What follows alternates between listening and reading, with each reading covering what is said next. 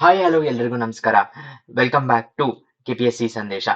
ಇವತ್ತು ನಾವು mains answer writing approach ಬಗ್ಗೆ ಒಂದು ಸೆಷನ್ ಮಾಡಬೇಕು ಅಂತ. ಸೊ ಮೇನ್ಸ್ ಆನ್ಸರ್ ರೈಟಿಂಗ್ ಬಹಳ ಮುಖ್ಯವಾದಂತಹ ಫೇಸು, ನಿಮ್ಗೆಲ್ಲ ಗೊತ್ತಿರುವ ಹಾಗೆ. GS ಪೇಪರ್ಸ್ ಅಲ್ಲಿ ಆನ್ಸರ್ಸ್ ಏನಿದೆ ಅದನ್ನ ಹೇಗೆ ಅಪ್ರೋಚ್ ಮಾಡಬೇಕು, ಹೇಗೆ ಬರಿಬೇಕು, ಕ್ವೆಶ್ಚನ್ಗೆ ನಾವು ಗೊತ್ತಿರುವ ಪಾಯಿಂಟ್ಸ್ ಅನ್ನ ಹೇಗೆ ಅರೇಂಜ್ ಮಾಡಬೇಕು ಪಾಯಿಂಟ್ಸ್ ಅಂತ ಅನ್ನೋದನ್ನ ಈ ಸೆಷನ್ನಲ್ಲಿ ತಿಳ್ಕೊಳ್ಳೋಕೆ ಟ್ರೈ ಮಾಡೋಣ.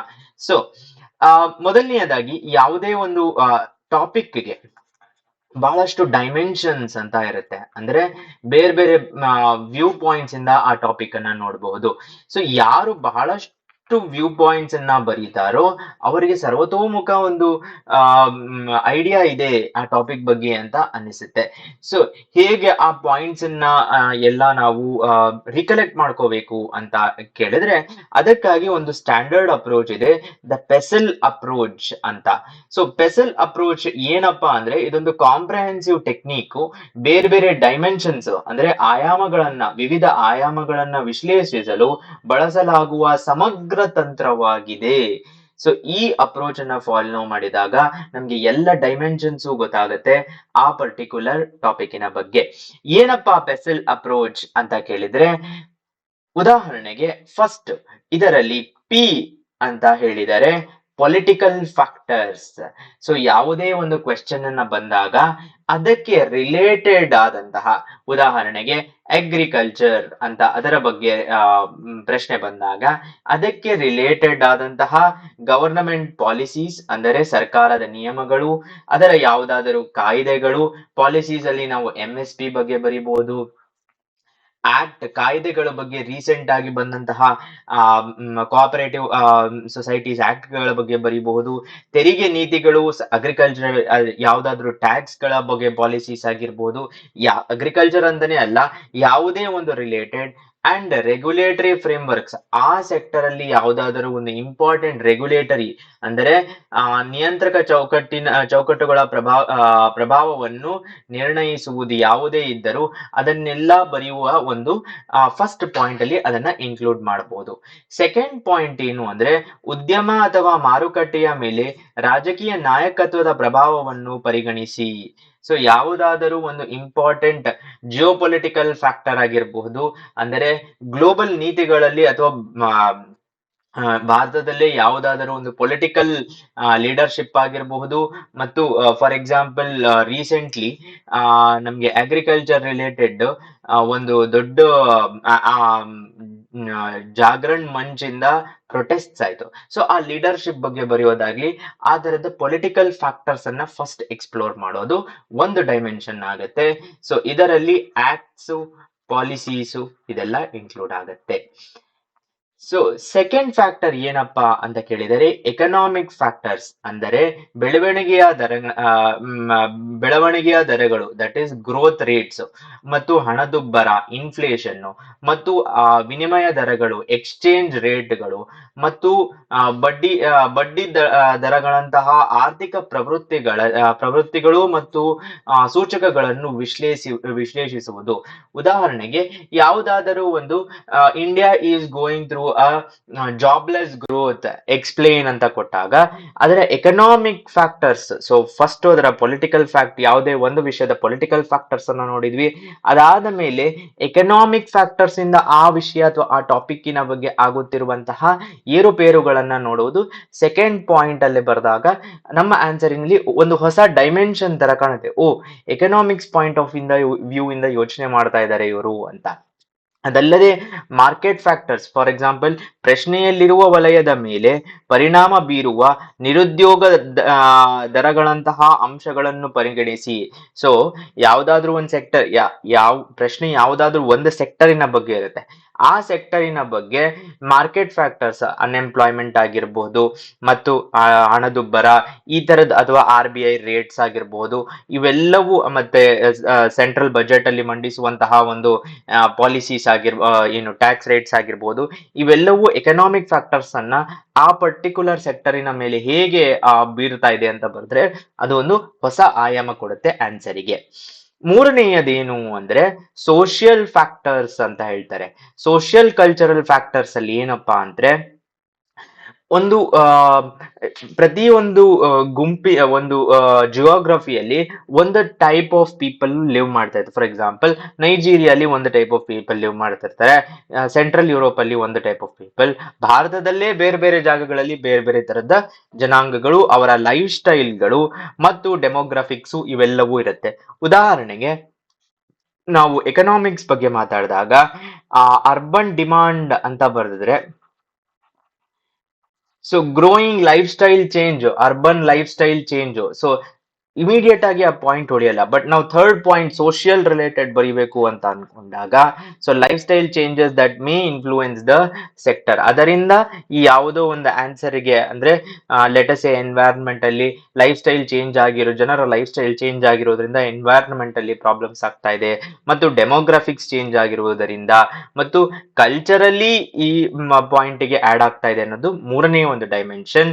So impact of cultural attitudes, social mobility and social values, ಆ ಇಂಡಸ್ಟ್ರಿಯ ಒಂದು ಸೋಷಿಯಲ್ ವ್ಯಾಲ್ಯೂಸ್ ಏನಿದೆ ಅದು ಬೇರೆ ಬೇರೆ ತರದ ಒಂದು ಸೋಷಿಯಲ್ ಡೈಮೆನ್ಷನ್ ಅನ್ನ ಆಡ್ ಮಾಡುತ್ತೆ. ಇಲ್ಲಿ ನಾವು ಸೋಷಿಯಲ್ ಮೀಡಿಯಾವನ್ನು ಎಕ್ಸ್ಪ್ಲೋರ್ ಮಾಡಬಹುದು. ಈ ಪಾಯಿಂಟ್ ಅಲ್ಲಿ ಯಾವಾಗಾದ್ರೂ ಒಂದು ಕ್ವೆಶ್ಚನ್ ಅಲ್ಲಿ ಸೋಷಿಯಲ್ ಮೀಡಿಯಾ ಬಗ್ಗೆ ಬರಿಬೇಕು ಅಂತ ಅನ್ನಿಸಿದಾಗ ಅದನ್ನ ನಾವು ಸೋಷಿಯಲ್ ಫ್ಯಾಕ್ಟರ್ಸ್ ಒಳಗಡೆ ಆಡ್ ಸೋಷಿಯಲ್ ಪಾಯಿಂಟ್ ಏನ್ ಬರಿಬೇಕು ಅಂತ ಅನ್ಕೊಂಡಿರ್ತೀವಿ ಅದನ್ನ ಎಕ್ಸ್ಪ್ಲೋರ್ ಮಾಡಿದರೆ that will also help enhance, answer enhance ಆಗ್ತಾ ಹೋಗುತ್ತೆ. ಯಾಕಂದ್ರೆ ನಾವು ಪಾಯಿಂಟ್ಸ್ ಥಿಂಕ್ ಮಾಡ್ಬೇಕಾದ್ರೆ ಒಂದೇ ಡೈಮೆನ್ಷನ್ ಅಲ್ಲಿ ಪೊಲಿಟಿಕಲ್ ಫ್ಯಾಕ್ಟರ್ಸ್ ನ ಬರ್ಕೊಂಡು ಹೋಗ್ತಾ ಇದ್ರೆ ಮಲ್ಟಿ ಡೈಮೆನ್ಷನಲ್ ಅಥವಾ ಬೇರೆ ಬೇರೆ ಆಯಾಮಗಳಿರುವ ಆನ್ಸರ್ ಅಂತ ಅನ್ನಿಸುವುದು ಕಷ್ಟ ಆಗತ್ತೆ. ಸೊ ಹೀಗೆ ಸೋಷಿಯಲ್ ಫ್ಯಾಕ್ಟರ್ಸ್ ಅನ್ನ ಬರಿಬಹುದು. ನಂತರ ಏನ್ ಬರಿಬಹುದು ಅಂತ ಅಂದ್ರೆ ಪೆಸ್ಟಿಲ್ ಅಂತ ನಾನು ಆಗ್ಲೇ ಫಸ್ಟ್ ಗೆ ಹೇಳಿದಾಗ PESTLE ಅಲ್ಲಿ ಪಿ ಆಯ್ತು, ಇ ಆಯ್ತು, ಎಸ್ ಆಯ್ತು. ಈಗ ಟಿ ಗೆ ಬಂದಾಗ ಟೆಕ್ನಾಲಜಿಕಲ್ ಫ್ಯಾಕ್ಟರ್ಸ್. ಓಕೆ, ಅಂದರೆ ಜಾಗತಿಕವಾಗಿ ಯಾವ ಟೆಕ್ನಾಲಜಿ ಅಥವಾ ಲೋಕಲಿ ಯಾವ ಟೆಕ್ನಾಲಜಿ ಕ್ಷೇತ್ರದ ಮೇಲೆ ತಾಂತ್ರಿಕ ಆವಿಷ್ಕಾರಗಳು, ರಿಸರ್ಚ್ ಅಂಡ್ ಡೆವಲಪ್ಮೆಂಟ್ ಚಟುವಟಿಕೆಗಳು ಮತ್ತು ಬೆಳವಣಿಗೆಗಳ ಪ್ರಭಾವವನ್ನು ಪರಿಶೀಲಿಸಬೇಕು. ಸೊ ಒಂದು ಸೆಕ್ಟರ್ ಕೊಟ್ಟಿರ್ತಾರೆ, ಆ ಸೆಕ್ಟರ್ ಗೆ ರಿಲೇಟೆಡ್ ಆದಂತಹ ಇಮಿಡಿಯೇಟ್ ಆಗಿ, ಯಾಕಂದ್ರೆ ಪ್ರಿಲಿಮ್ಸ್ ಅಲ್ಲಿ ನಾವು ಎಷ್ಟೊಂದು ಸೈನ್ಸ್ ಅಂಡ್ ಟೆಕ್ ಅನ್ನ ಓದಿರ್ತೀವಿ, ಆ ಸೈನ್ಸ್ ಅಂಡ್ ಟೆಕ್ಕಿನ ಯಾವ್ದಾದ್ರು ಒಂದು ಪಾಯಿಂಟ್ ಅನ್ನ ನಾವು ಟಕ್ ಅಂತ ಅಲ್ಲಿ ರಿಕಲೆಕ್ಟ್ ಮಾಡ್ಕೊಂಡು ಬರೆದಾಗ ನಮ್ಮ answer technological point to add ಮಾಡಿದ್ದಾರೆ, because of this the sector will see a growth, or because of this the sector is going to see a down trend. Maybe AI ಅನ್ನೋ ಒಂದು AI ಬಂದಾಗ ನಾವು jobless ಗ್ರೋತ್ಗೆ ಟೆಕ್ನಾಲಜಿಯಲ್ಲಿ AI ಬಂದಾಗ ಜಾಬ್ಲೆಸ್ನೆಸ್ ಗೆ ಅವ್ರ higher unemployment ಗೆ ಅದನ್ನು ಆಡ್ ಮಾಡ್ಕೋಬಹುದು. ಸೊ ಈ ಟೆಕ್ನಾಲಜಿಕಲ್ ಫ್ಯಾಕ್ಟರ್ಸ್ ಏನಿದೆ ಅದನ್ನ ಆಡ್ ಮಾಡಬಹುದು. ಕ್ಷೇತ್ರದ ಮೇಲೆ ತಾಂತ್ರಿಕ ಆವಿಷ್ಕಾರಗಳು, R&D ಚಟುವಟಿಕೆಗಳು ಮತ್ತು ಬೆಳವಣಿಗೆಗಳ ಪ್ರಭಾವವನ್ನು ಪರಿಶೀಲಿಸಬಹುದು. ಸೊ ಅದೇ R&D ಪ್ರಭಾವಗಳು ಅಲ್ಲದೆ ಆಟೋಮೇಷನ್ ಅಂಡ್ ಡಿಜಿಟಲೈಸೇಷನ್ ಅಂತ ಏನ್ ಹೇಳ್ತಾರೆ.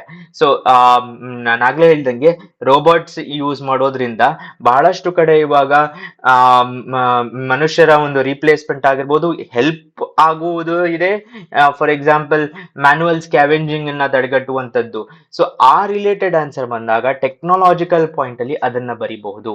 ದೆನ್ ಡಿಜಿಟಲೈಸೇಷನ್ ಇಂದ ಹೇಗೆ ಇಂಪ್ರೂವ್ ಆಗಿದೆ ಅಂತ, ಸೊ ಟೆಕ್ನಾಲಜಿ ಪಾಯಿಂಟ್ ನ ಬರಿಬೇಕು ಅಂತ ನಾವು ಮೈಂಡ್ ಅಲ್ಲಿ ಇಟ್ಕೋಬೇಕು. ಫೋರ್ತ್ ಪಾಯಿಂಟ್ ಫಾರ್ ಎಕ್ಸಾಂಪಲ್ ಹೇಗೆ ಕ್ಯಾಶ್ಲೆಸ್ ಎಕಾನಮಿ ಕಡೆ ಹೋಗ್ಬೇಕು ಅಂದಾಗ ಟೆಕ್ನಾಲಜಿ ಈಸ್ ಇಂಪಾರ್ಟೆಂಟ್, ಈ ರೂಪಾಯಿ ಈ ತರದೆಲ್ಲ ಬರಿಬಹುದು. ಮತ್ತು ಭವಿಷ್ಯದ ತಾಂತ್ರಿಕ ಬದಲಾವಣೆಗಳು ದೀರ್ಘಾವಧಿಯಲ್ಲಿ ವಲಯವನ್ನು ಹೇಗೆ ರೂಪಿಸಬಹುದು ಎಂಬುದನ್ನು ನಿರೀಕ್ಷಿಸುವುದು. ಸೊ ಹೇಗೆ ಟೆಕ್ನಾಲಜಿ ಮುಂದಿನ ಪಾಯಿಂಟ್ಸ್ ಅಲ್ಲಿ ಎಐ ಇಂದ ಏನಾಗ್ಬೋದು ಈ ತರದ ಪಾಯಿಂಟ್ಸ್ ಅನ್ನು, because of AI this sector May undergo a significant change ಅಂತ ಬರೆದಾಗ ಆನ್ಸರಿನ ಕ್ವಾಲಿಟಿ ಎನ್ಹ್ಯಾನ್ಸ್ ಆಗುತ್ತೆ. ಸೊ ಫ್ಯೂಚರ್ ಟೆಕ್ನಾಲಜಿಕಲ್ ಟ್ರೆಂಡ್ಸ್ ಅನ್ನು ಯೋಚನೆ ಮಾಡ್ತಾ ಇದ್ದಾರೆ ಅನ್ನೋದು ಪಾಯಿಂಟ್ ಬರುತ್ತೆ. ದೆನ್ ನೆಕ್ಸ್ಟ್ ಪಾಯಿಂಟ್ PESTLE ಅಲ್ಲಿ ಎಲ್ ಅಂತ ಬಂದಿದೆ. ಎಲ್ ಅಂದ್ರೆ ಏನು ಅಂದ್ರೆ ಲೀಗಲ್ ಫ್ಯಾಕ್ಟರ್ಸ್ ಅನ್ನ ಬರೋದು. ಉದಾಹರಣೆಗೆ ಯಾವುದಾದ್ರೂ ಒಂದು ಕೇಸ್ ಗೊತ್ತಿರುತ್ತೆ ನಮ್ಗೆ. ಓಕೆ, ಸೊ ನಮ್ಗೆ ಬಹಳಷ್ಟು ಕೇಸ್ಗಳು ಗೊತ್ತಿರುತ್ತೆ, ಆ ಕೇಸನ್ನ ಎಲ್ಲಿ ಫಿಟ್ ಮಾಡಬೇಕು ಆನ್ಸರ್ ಅಲ್ಲಿ ಅಂತ ಗೊತ್ತಾಗ್ತಾ ಇರಲ್ಲ. ಅಂಡ್ ಆ ಹೀಟ್ ಆಫ್ ದ ಮೊಮೆಂಟ್ ಅಲ್ಲಿ ಆ ಆನ್ಸರ್ ಅಲ್ಲಿ ಯಾವುದು ಕೇಸ್ಗಳು ನೆನಪು ಬರ್ತಾ ಇರಲ್ಲ. ಬಟ್ ನಾವು ನಮ್ಮ ಪಾಯಿಂಟ್ಸ್ ಅಲ್ಲಿ ಕೇಸಿನ ಲೀಗಲ್ ಪಾಯಿಂಟ್ ಯಾವ್ದನ್ನ ಬರಿಬೇಕು ಅಂತಂದ್ರೆ, okay examine the laws, regulations and legal frameworks ಅಂದ್ರೆ ನಿಯಂತ್ರಿಸುವ ಕಾನೂನುಗಳು, ನಿಯಮಗಳು ಮತ್ತು ಕಾನೂನು ಚೌಕಟ್ಟುಗಳನ್ನು ಪರಿಶೀಲಿಸುವುದು. ಲೀಗಲ್ ಫ್ರೇಮ್ವರ್ಕ್ ಅಲ್ಲಿ ಏನಿದೆ, ಬುಕ್ಸ್ ಅಲ್ಲಿ ಏನಿದೆ, CRPC ಯಾವ್ದಾದ್ರು ನಮ್ಗೆ ಆಕ್ಟ್ ಗೊತ್ತಿದ್ರೆ ಅಥವಾ ಯಾವ್ದಾದ್ರು ಒಂದು ಸೆಕ್ಷನ್ ಗೊತ್ತಿದ್ರೆ ಅದನ್ನ ಇಲ್ಲಿ ಆಡ್ ಮಾಡ್ಕೋಬಹುದು. ಸುಪ್ರೀಂ ಕೋರ್ಟು ಎಕನಾಮಿಕ್ಸ್ ಇಂದ ಹಿಡಿದು ಎನ್ವೈರ್ನಮೆಂಟು, ಪೊಲಿಟಿಕಲ್ಲು, ಸೋಷಿಯಾಲಜಿ ಎಲ್ಲ ರಿಲೇಟೆಡ್ ಆದಂತಹ ಜಡ್ಜ್ಮೆಂಟ್ಸ್ ಯಾವುದಾದರೂ ಒಂದು ಜಾಗದಲ್ಲಿ ಕೊಟ್ಟಿರ್ತಾರೆ. ಸೊ ಆ ಪಾಯಿಂಟ್ಸ್ ಗಳನ್ನ ಇಲ್ಲಿ ಆಡ್ ಮಾಡ್ಕೋಬಹುದು. ಎಲ್ಲಿ ಅಂದ್ರೆ ಲೀಗಲ್ PESTL ಅಲ್ಲಿ ಲೀಗಲ್ ಪಾಯಿಂಟ್ಸ್ ಅಲ್ಲಿ the supreme court in this has shed this ಅಂತ, ಅಥವಾ ಲೀಗಲ್ ಫ್ರೇಮ್ವರ್ಕ್ ಭಾರತದಿದ್ದೆ ಅಂತಲ್ಲ, so and so countries have implemented this and including that in this will also help ಅಂತ ಹೇಳಬಹುದು. ಇಂಟೆಲೆಕ್ಚುವಲ್ ಪ್ರಾಪರ್ಟಿ ಕ್ಷೇತ್ರದ ಮೇಲೆ ಬೌದ್ಧಿಕ ಆಸ್ತಿ ಹಕ್ಕುಗಳು ಪ್ರಭಾವವನ್ನು ಪರಿಗಣಿಸಬಹುದು, ಅದನ್ನು ಪರಿಗಣಿಸುವುದು ಒಂದು ವಿಧಾನ. ಮತ್ತು ಉದ್ಯಮದ ಮೇಲೆ ಗ್ರಾಹಕ ಸಂರಕ್ಷಣಾ ಕಾನೂನುಗಳ ಪ್ರಭಾವವನ್ನು ವಿಶ್ಲೇಷಿಸುವುದು. ಸೊ ಲೀಗಲ್ ಪಾಯಿಂಟ್ಸ್ ಅಲ್ಲಿ ನಾವು ಆ ಸೆಕ್ಟರಿಗೆ ಆ ಸೆಕ್ಟರ್ ಇಂದ ಕನ್ಸ್ಯೂಮರ್ಸ್ ಗೆ ಏನು ಲೀಗಲ್ ಪ್ರಾಬ್ಲಮ್ಸ್ ಆಗುತ್ತೋ ಅದನ್ನು ನಾವು ಲೀಗಲ್ ಪಾಯಿಂಟ್ಸ್ ಅಲ್ಲಿ, ಅಥವಾ ನಾವು ಏನ್ ಲೀಗಲ್ ಪಾಯಿಂಟ್ ಬರೀಬೇಕು ಅಂತ ಅನ್ಕೊಂಡಿರ್ತೀವಿ ಅಲ್ಲಿ ಆಡ್ ಮಾಡಬಹುದು. ಸೊ ಹೀಗೆ ಒಂದು 9 to 12 ಮಿನಿಟ್ಸ್ ಏನು ಟೈಮ್ ಇರುತ್ತೆ, ಆ ಟೈಮಿನಲ್ಲಿ ನಮ್ಮ ಆನ್ಸರ್ ನ ಫ್ರೇಮ್ ಮಾಡ್ತಾ ಹೋಗ್ತಿರ್ಬೇಕಾದ್ರೆ ಈ ಪಾಯಿಂಟ್ಸ್ ಎಲ್ಲ one by one answer structure ಆಗುತ್ತೆ. ಅಂಡ್ ಫೈನಲಿ PESTLE ಅಲ್ಲಿ ಬಂದ್ಬಿಟ್ಟು ಎನ್ವೈರನ್ಮೆಂಟಲ್ ಫ್ಯಾಕ್ಟರ್ಸ್ ಅಲ್ಲಿ ಏನಪ್ಪಾ ಬರುತ್ತೆ ಅಂದ್ರೆ, ಫಾರ್ ಎಕ್ಸಾಂಪಲ್ ಕ್ಲೈಮೇಟ್ ಚೇಂಜ್. ನಾವು ನೋಡ್ತಾ ಇದೀವಿ ಎಲ್ಲ ವಲಯದಲ್ಲೂ ಕ್ಲೈಮೇಟ್ ಚೇಂಜಿನ ಒಂದು ಫ್ಯಾಕ್ಟರ್ ಇದ್ದೇ ಇರುತ್ತೆ. ಅಗ್ರಿಕಲ್ಚರ್ ಆಗಿರ್ಬೋದು, ಎಕನಾಮಿ ಆಗಿರ್ಬೋದು, ಯಾವುದೇ ಸೋಷಿಯಲ್ ಕ್ವೆಶ್ಚನ್ ಆಗಿರಬಹುದು, ಯಾವುದೇ ಕ್ವೆಶ್ಚನಿನಲ್ಲಿ environment that is climate change, ಹವಾಮಾನ ಬದಲಾವಣೆ ಮತ್ತು ಪರಿಸರ ನಿಯಮಗಳ ಪ್ರಭಾವವನ್ನು ಪರಿಶೀಲಿಸುವುದು. ಸೊ ಅದನ್ನ ಬರೆದಾಗ because of climate change so and so there is a drastic shift in agricultural sowing etcetera ಅಂತ ಬರಿಬಹುದು. ಮತ್ತು ಸಮರ್ಥನೀಯ ಅಭ್ಯಾಸಗಳ ಪ್ರಾಮುಖ್ಯತೆ ಮತ್ತು ಉದ್ಯಮದ ಮೇಲೆ ಅವುಗಳ ಪ್ರಭಾವವನ್ನು ಪರಿಗಣಿಸಿ.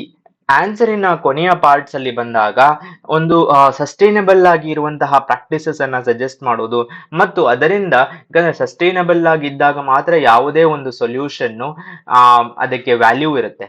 ಒಂದು ಸೊಲ್ಯೂಷನ್ ಒಂದೇ ಸತಿಗೆ ಎದ್ದು ಮತ್ತೆ ಬಿದ್ದು ಬಿಡುತ್ತೆ ಅಂತಂದ್ರೆ ಆ ತರದ ಸೊಲ್ಯೂಷನ್ಸ್ಗೆ ವ್ಯಾಲ್ಯೂ ಇರೋದಿಲ್ಲ. ಸೊ ಆಸ್ ಗವರ್ನಮೆಂಟ್ ಆಫೀಷಿಯಲ್ಸ್ ಸಮರ್ಥನೀಯ ಅಭ್ಯಾಸಗಳ ಪ್ರಾಮುಖ್ಯತೆಯನ್ನು ಮತ್ತು ಉದ್ಯಮದ ಮೇಲೆ ಅವುಗಳ ಪ್ರಭಾವವನ್ನು ಪರಿಗಣಿಸುವುದು, ಅದನ್ನ ಆ ಪಾಯಿಂಟ್ಸ್ ಅನ್ನ ಇನ್ಕ್ಲೂಡ್ ಮಾಡಬಹುದು. ಮತ್ತು ನಮ್ಗೆ ಯಾವ್ದಾದ್ರು ಆ ಸೆಕ್ಟರಿಗೆ ರಿಲೇಟೆಡ್ ನ್ಯಾಚುರಲ್ ಡಿಸಾಸ್ಟರ್ಸ್, ನೈಸರ್ಗಿಕ ವಿಕೋಪಗಳು ವಲಯ ಮತ್ತು ಸಂಸ್ಥೆಯ ಕಾರ್ಯಾಚರಣೆಯ ಮೇಲೆ ಹೇಗೆ ಪರಿಣಾಮ ಬೀರಬಹುದು ಎಂಬುದನ್ನು ವಿಶ್ಲೇಷಿಸಬಹುದು. ಆ ಪಾಯಿಂಟ್ಸ್ ಅನ್ನು ಇನ್ಕ್ಲೂಡ್ ಮಾಡಬಹುದು ಎನ್ವೈರನ್ಮೆಂಟಲ್ಲಿ. ಸೊ ಇದು ಒಂದು ಸಮಗ್ರ ಆನ್ಸರ್ ಬರೆಯುವಂತಹ ಒಂದು ರೀತಿ. ಬೇರೆ ಬೇರೆ ಪಾಯಿಂಟ್ಸ್ ಅನ್ನ ಇನ್ಕ್ಲೂಡ್ ಮಾಡ್ತಾ ನಮ್ಮ ಮೈಂಡ್ ಅಲ್ಲಿ ಇಟ್ಕೊಂಡಾಗ ಈ ಪಾಯಿಂಟ್ ಅನ್ನ ಬರಿಬೇಕು ಅಂದಾಗ ಆನ್ಸರಿನ ಡೈಮೆನ್ಷನ್ಸ್, ಆಯಾಮಗಳು ಹೆಚ್ಚುತ್ತಾ ಹೋಗುತ್ತದೆ. ಈಗ ನಾವು ಒಂದು ಕ್ವೆಶ್ಚನ್ಗೆ ಆನ್ಸರ್ ಅನ್ನ ಬರೆಯೋಣ. ಸೊ ಪ್ರಶ್ನೆ ಏನು ಅಂದ್ರೆ, ರಾಷ್ಟ್ರ ಮಟ್ಟದಲ್ಲಿ ಸಮುದ್ರ ಪ್ರಾಬಲ್ಯದ ಮೀನುಗಾರಿಕೆಯಿಂದ ಒಳನಾಡು ಮೀನುಗಾರಿಕೆಗೆ ಸ್ಥಳಾಂತರವನ್ನು ವಿಶ್ಲೇಷಿಸಿ. ಮೀನುಗಾರಿಕೆ ಕ್ಷೇತ್ರವನ್ನು ಉತ್ತೇಜಿಸಲು ಕರ್ನಾಟಕದ ಸರ್ಕಾರ ಕೈಗೊಂಡ ಕ್ರಮಗಳನ್ನು ಉಲ್ಲೇಖಿಸಿ ಅಂತ ಹೇಳ್ತಾ ಇದ್ದಾರೆ. ಸೊ ಇದನ್ನೇ ಇಂಗ್ಲಿಷ್ ಅಲ್ಲೂ ಬರಿಬಹುದು, ಕನ್ನಡದಲ್ಲಿ ಹೇಳ್ತಾ ಇದೀವಿ. ಇಂಗ್ಲಿಷ್ ಅಲ್ಲೂ ಇದೇ ಸೇಮ್ ಆನ್ಸರ್ ನ ಸಿನಾಪ್ಸಿಸ್ ಅನ್ನು ನಾವು ಅಪ್ಲೋಡ್ ಮಾಡಿದೀವಿ ನಮ್ಮ ವೆಬ್ಸೈಟಿನಲ್ಲಿ. ಸೊ ಏನಪ್ಪಾ ಅಂತ ಹೇಳಿದ್ರೆ, ನಾವು ಇವಾಗ ನೋಡಿರುವ ಅಪ್ರೋಚಿನ ಮೆಥಡಾಲಜಿಯಲ್ಲೇ ಈ ಆನ್ಸರ್ ಸ್ಟ್ರಕ್ಚರ್ ಆಗಿರೋದು. That is PESTLE approach. So ಈ ಅಪ್ರೋಚ್ ಅಲ್ಲಿ ಏನಾಗುತ್ತೆ ಅಂದ್ರೆ, ಫಸ್ಟ್ ಒಂದು ಇಂಟ್ರೊಡಕ್ಷನ್ ಬರೆಯೋದು. ದಟ್ ಈಸ್ ಭಾರತದ ಕರಾವಳಿ ಸರಿಸುಮಾರು ನಮಗೆ ಗೊತ್ತಿರುವ ಫ್ಯಾಕ್ಟ್, ಪ್ರಿಲಿಮ್ಸ್ ಅಲ್ಲಿ ಬಹಳಷ್ಟು ಸತಿ ಓದಿರುವ ಫ್ಯಾಕ್ಟ್, 7,500 ಕಿಲೋಮೀಟರ್ ಇದ್ದು ಜಾಗತಿಕ 2ನೇ ದೊಡ್ಡ ಮೀನು ಉತ್ಪಾದಕವಾಗಿದೆ. ಸರಿ, ಭಾರತದ ಒಳನಾಡು ಮೀನು ಉತ್ಪಾದನೆ ಹೆಚ್ಚಳಕ್ಕೆ ಕಾರಣಗಳು ಹೀಗೆ ಸೇರಿವೆ ಅಂತ ಬರೀಬಹುದು.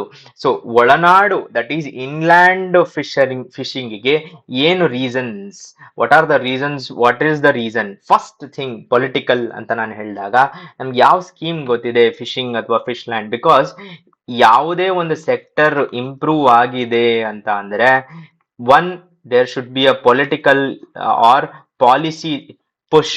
ಆ ಸೆಕ್ಟರ್ಗೆ ಪಾಲಿಸಿ ಪುಷ್ ಇರಬೇಕು ಅಥವಾ ಹ್ಯೂಜ್ ಎಕನಾಮಿಕ್ ಡಿಮಾಂಡ್ ಇರಬೇಕು.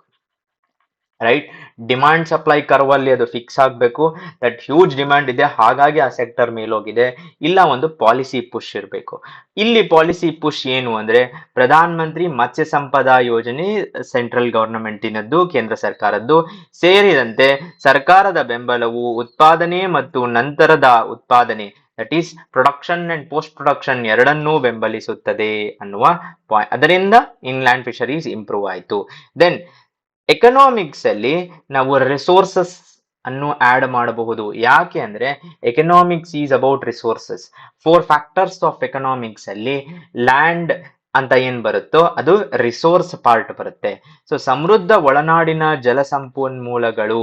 ಸೊ ರಿಸೋರ್ಸ್ ಇರೋದಕ್ಕೇನೆ ಅಲ್ವಾ, ನೀವು ಎಷ್ಟೇ ಪಾಲಿಸಿ ಪುಷ್ ಕೊಟ್ಟರು ರಿಸೋರ್ಸೇ ಇಲ್ಲ ಅಂದ್ರೆ then it will not works. Economics is the basics of any from home to nation to globe, economics is the basics.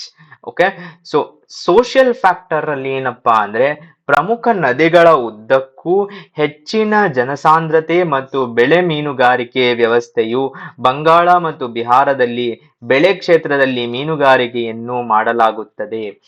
ಏನ್ ಹೇಳ್ತಾ ಇದ್ದೀವಿ ಅಂತ ಅಂದ್ರೆ ನದಿಗಳು ಹರಿತಾ ಇದ್ದಾವೆ, ರಿಸೋರ್ಸಸ್ ಇದೆ, ಓಕೆ, ಆದರೆ ಅದರ ಸುತ್ತಮುತ್ತ ಬಹಳಷ್ಟು ಪಾಪ್ಯುಲೇಷನ್ ಡೆನ್ಸಿಟಿ ಇದೆ, ಜನಸಾಂದ್ರತೆ ಇದೆ, that is the social factor. So ಆ ಸೋಷಿಯಲ್ ಫ್ಯಾಕ್ಟರ್ ಇಂದ ಇನ್ಲ್ಯಾಂಡ್ ವಾಟರ್ ವೇಸು ಇಂಪ್ರೂವ್ ಆಗ್ತಾ ಇದೆ ಅಂತ ಹೇಳ್ತಾ ಇದ್ದಾರೆ. ಅದಲ್ಲದೆ ಕೆಲವಷ್ಟು ಜಾಗಗಳಲ್ಲಿ ದಟ್ ಈಸ್ ಬಿಹಾರ ಮತ್ತು ಬೆಂಗಾಳದಲ್ಲಿ ಬೆಳೆ ಮತ್ತು ಮೀನುಗಾರಿಕೆ ಒಟ್ಟಾಗಿ ಮಾಡುತ್ತಾರೆ. ದಟ್ ಈಸ್ ಅ ಸೋಷಿಯಲ್ ಮತ್ತು ಕಲ್ಚರಲ್ ಪ್ರಾಕ್ಟೀಸ್ ಅಲ್ಲಿನದು. ಆಗ್ಲೇ ಹೇಳ್ದಂಗೆ ಸೊಸೈಟಿಯಲ್ಲಿ ನಾವು ಕಲ್ಚರಲ್ ಪ್ರಾಕ್ಟೀಸಸ್ ಅನ್ನು ಇನ್ಕ್ಲೂಡ್ ಮಾಡಬಹುದು. ಈ ಜಾಗಗಳಲ್ಲಿನ ಕಲ್ಚರಲ್ ಪ್ರಾಕ್ಟೀಸ್ ಅದು ದಟ್ ಈಸ್ ಎರಡನ್ನೂ ಒಟ್ಟಿಗೆ ಬೆಳೆಯೋದು ಅನ್ನೋದು that is the social practice. Then ಟಿ ಅಲ್ಲಿ ವಿಜ್ಞಾನ ಆಧಾರಿತ ಮೀನುಗಾರಿಕೆಯು ಒಳನಾಡಿನ ಮೀನು ಉತ್ಪಾದನೆಯಲ್ಲಿ 70% ಹೆಚ್ಚಳಕ್ಕೆ ಕಾರಣವಾಗಿದೆ. ಸೈನ್ಸ್ ಬೇಸ್ಡ್ ಫಿಶಿಂಗ್ ಅಂಡ್ ನಾವು ಇನ್ನೂ ಏನು ಬರಿಬಹುದು ಅಂದ್ರೆ ರೀಸೆಂಟ್ ಅಡ್ವಾನ್ಸ್ಮೆಂಟ್, ಟೆಕ್ನಾಲಜಿಕಲ್ ಅಡ್ವಾನ್ಸ್ಮೆಂಟ್ಸ್ ಇಂದ ಆಗಿರುವಂತದ್ದು. ಅದರಿಂದ ನಮಗೆ ಒಳನಾಡಿನ ಮೀನು ಉತ್ಪಾದನೆಯಲ್ಲಿ ಹೆಚ್ಚಳವನ್ನು ಕಂಡಿದೆ ಅಂತ ಬರಿಬಹುದು. ದೆನ್ ಲೀಗಲ್ ಪಾಯಿಂಟ್ ಬಂದಿದೆ. ಈಗ ನಾವಾಗ್ಲೇ ಹೇಳ್ದಂಗೆ PEST ಆದ್ಮೇಲೆ ಎಲ್ ಬಂದಾಗ ನಾವು ಒಂದು ನಿಮಿಷ ಯೋಚನೆ ಮಾಡಿದರೆ ಶ್ರೀಲಂಕಾದಂತಹ ನೆರೆಯ ರಾಜ್ಯಗಳೊಂದಿಗೆ ವಿವಾದಗಳ ಋಣಾತ್ಮಕ ಪರಿಣಾಮಗಳು ಅಂದರೆ ಇಂಡಿಯಾ ಮತ್ತು ಶ್ರೀಲಂಕಾ ನಡುವೆ ಇರುವಂತಹ ಒಂದು ಲೀಗಲ್ ಟ್ರಬಲ್ಸ್. ಓಕೆ, ಅದರಲ್ಲಿ ಮರೀನ್ ಫಿಶಿಂಗ್ ಅನ್ನ ಕಡಿಮೆ ಆಗೋದ್ರಲ್ಲಿ, ಮರೀನ್ ಫಿಶಿಂಗ್ ದಟ್ ಈಸ್ ಸಮುದ್ರ ಪ್ರಾಬಲ್ಯದ ಮೀನುಗಾರಿಕೆ ಏನಂತ ಹೇಳ್ತೀವೋ ಅದು ಕಡಿಮೆ ಆಗಕ್ಕೆ ಲೀಗಲ್ ಚಾಲೆಂಜ್ ಏನು ಅಂದ್ರೆ ದ ಘರ್ಷಣೆ ಬಿಟ್ವೀನ್, ನೀವು ಇದನ್ನ ನ್ಯೂಸ್ ಅಲ್ಲಿ ನೋಡಿರ್ತೀರಾ, ನಮ್ಮ ಫಿಶರ್ ಮ್ಯಾನ್ ಅನ್ನ ಅವ್ರು ಹೇಳಿದ್ರು ಈ ತರದ ಪ್ರಾಬ್ಲಮ್ಸ್ ಕಂಟಿನ್ಯೂಸ್ ಆಗಿ ಬರ್ತಾ ಇದೆ, ಆದ್ರೆ ಅದೇ ಭಾರತದ ಒಳಗಡೆ ಮಾಡಿದ್ರೆ ನಾವು ಫಿಶಿಂಗು ಯಾರೂ ನಮ್ಮನ್ನ ತಡೆಯಲು ಸಾಧ್ಯವಾಗುವುದಿಲ್ಲ ಅಂತ. ಅಂಡ್ ಫೈನಲಿ ಎಕಲಾಜಿಕಲ್ PSTLE ಅಲ್ಲಿ ಶೀತ ಮತ್ತು ಬೆಚ್ಚಗಿನ ಪ್ರಸ್ತುತ ಮಿಶ್ರಣದ ಕೊರತೆಯಿಂದಾಗಿ ಉತ್ತಮ ಮೀನುಗಾರಿಕೆ ಮೈದಾನದ ಕೊರತೆ ಇದೆ. ಜಪಾನ್ ಅಲ್ಲಿ ಒಂದು ಹಾಟ್ ಕರೆಂಟು, ವಾರ್ಮ್ ಕರೆಂಟು ಮತ್ತು ಕೋಲ್ಡ್ ಕರೆಂಟು ಎರಡೂ ಮಿಕ್ಸ್ ಆಗಿದಾಗ ಬರುವಂತದ್ದು ಮೋಸ್ಟ್ ಫರ್ಟೈಲ್ ಫಿಶಿಂಗ್ ಗ್ರೌಂಡ್ ಅಲ್ವಾ. ಫರ್ಟೈಲ್ ಫಿಶಿಂಗ್ ಗ್ರೌಂಡ್ ಏನಪ್ಪಾ ಇದರಲ್ಲಿ ಅಂದ್ರೆ ಜಪಾನಿನ ಒಂದು warm current cold current mix ಆಗಿ ಬರುವಂತದ್ದು.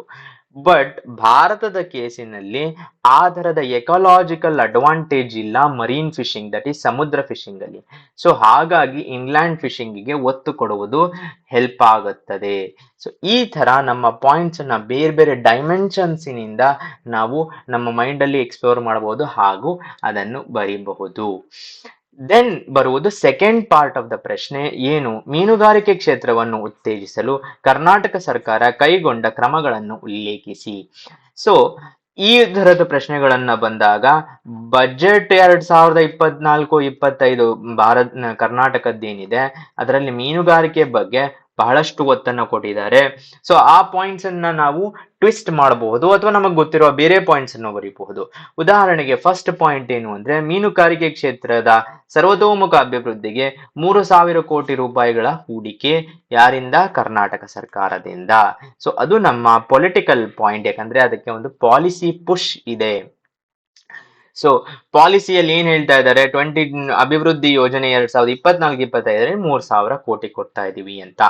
ದೆನ್ ಎಕನಾಮಿಕ್ ಫ್ಯಾಕ್ಟರ್ಸ್ ಏನು ಅಂದ್ರೆ, ಭದ್ರಾವತಿಯಲ್ಲಿ ಆಧುನಿಕ ಮೀನು ಮಾರುಕಟ್ಟೆ, ಒಂದು ಹೊಸ market where demand supply setup ಆಗುವಂಥದ್ದು ಅಲ್ಲಿ ಸೆಟಪ್ ಆಗುತ್ತೆ ಭದ್ರಾವತಿಯಲ್ಲಿ. ಸೊ ಇದು ನಮ್ಮ ಎಕನಾಮಿಕ್ ಪಾಯಿಂಟ್ ಅಂತ ನೆನಪಿನಲ್ಲಿ ಇಟ್ಕೋಬಹುದು. ಅಲ್ಲದೆ ಹೊಸ ಒಳನಾಡು ಮೀನುಗಾರಿಕೆ ಕೌಶಲ್ಯ ಅಭಿವೃದ್ಧಿ ವಿಜಯಪುರ ಜಿಲ್ಲೆಯ ಆಲಮಟ್ಟಿಯಲ್ಲಿ ಕೇಂದ್ರವನ್ನು ಸ್ಥಾಪಿಸುವುದು. ಸೊ ಮೀನುಗಾರಿಕೆ ಕೌಶಲ್ಯ ಅಭಿವೃದ್ಧಿ ಅಂತ.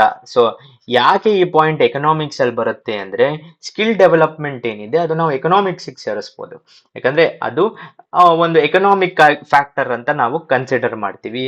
ಸೊ ಇಲ್ಲಿ ನೀವು ನೋಡಬಹುದು, ಒಂದೇ ಪಾಯಿಂಟಿನಲ್ಲಿ 2 ಪಾಯಿಂಟ್ಸ್ ಅನ್ನು ಬರೀಬಹುದು, ಒಂದೇ ಒಂದು ಫ್ಯಾಕ್ಟರಿನಲ್ಲಿ, that is economic factor. Then social ಫ್ಯಾಕ್ಟರಿನಲ್ಲಿ ಮತ್ಸ್ಯ ಆಶಾ ಕಿರಣ ಯೋಜನೆಯಡಿ ರಾಜ್ಯದ ಪಾಲು ಹೆಚ್ಚಳ, ಕಾಲೋಚಿತ ಮೀನುಗಾರಿಕೆ ನಿಷೇಧದಿಂದ ಹಾನಿಗೊಳಗಾದ ಮೀನುಗಾರರಿಗೆ ಪರಿಹಾರ 1,500ರಿಂದ 3,000. ಸೊ ಒಂದು ಸೋಷಿಯಲ್ ಫ್ಯಾಕ್ಟರ್ ಏನು ಅಂತ ಅಂದ್ರೆ, ಮತ್ಸ್ಯ ಆಶಾ ಕಿರಣ ಯೋಜನೆ ಅಡಿ ನಾವು ಯಾರು ಸೊಸೈಟಿಯಲ್ಲಿ ಅಂದ್ರೆ ಆ ಒಂದು ಸೊಸೈಟಿಯಲ್ಲಿ ಹತಾಶ್ರಿತರು ಯಾರು ಇರ್ತಾರೋ ಅವರಿಗೆ ನೆರವು ನೀಡುವಂತದ್ದನ್ನ ನಾವು ಬರಿಬಹುದು. ಇದನ್ನ ನಾವು ಪಾಲಿಟಿಕ್ಸ್ ಅಲ್ಲೂ ಇನ್ಕ್ಲೂಡ್ ಮಾಡಬಹುದು, ಬಟ್ ಇದು ಇಲ್ಲಿ ಮೋರ್ ರೆಲವೆಂಟ್ ಅಂತ ಅನ್ಸುತ್ತೆ.